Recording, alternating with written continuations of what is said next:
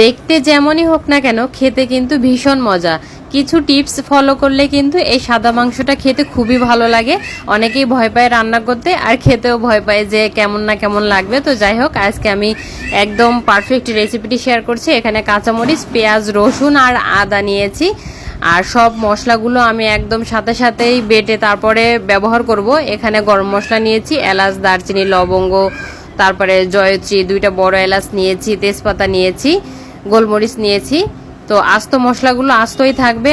আর এখানে যে আমি মাংস নিয়েছি, আমি খাসির মাংস নিয়েছি, আপনারা চাইলে গরু কিংবা মুরগির মাংসও নিতে পারেন। তো কাঁচামরিচের যে মশলাটা ছিল ওটা পেস্ট করে দিয়ে দিয়েছি। আর এখানে যে আস্ত মশলাগুলো রেখেছিলাম সেটাও দিয়েছি, টক দই দিয়েছি, স্বাদ মতো লবণ দিলাম আর জিরা গুঁড়া দিলাম। সবকিছু একসাথে ভালো করে একটু হাত দিয়ে মাখিয়ে মিনিমাম 1 ঘন্টার জন্য এটাকে নর্মাল ফ্রিজে রেখে দিতে হবে, তাহলে মাংসের ভিতরে মশলাগুলো সব ঢুকে যাবে।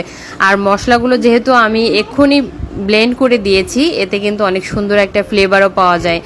তো সরিষার তেল দিয়েছি কড়াইতে, তেলটা একটু হালকা গরম হয়ে আসলে মাংসগুলো ঢেলে দিলাম, দিয়ে বাটিটা ধুয়ে একটু পানি দিয়ে দিয়েছি। তো দিয়ে এখন নাড়াচাড়া করে দিয়ে আমি এটাকে ঢেকে চুলার জালটা বাড়িয়ে দিব। এখন শুধু এই মাংসটাকে ভালো করে একটু কষিয়ে নিতে হবে। এই ঢাকা দিয়ে রেখে দিতে হবে 5-10 মিনিটের মতো, আবার উঠিয়ে নাড়াচাড়া দিয়ে আবার এটাকে ঢাকা দিয়ে রান্না করে নিতে হবে এই ঝোলটা না শুকানো পর্যন্ত।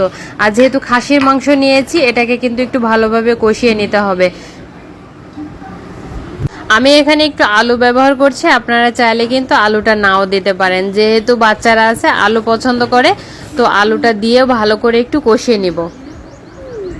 এই মাংসটা কিন্তু রুটি, পরোটা কিংবা আপনি পোলাও ভাত বা সাদা ভাত যে কোনো কিছু দিয়েই খেতে পারবেন। খেতে কিন্তু অসম্ভব মজার হয়।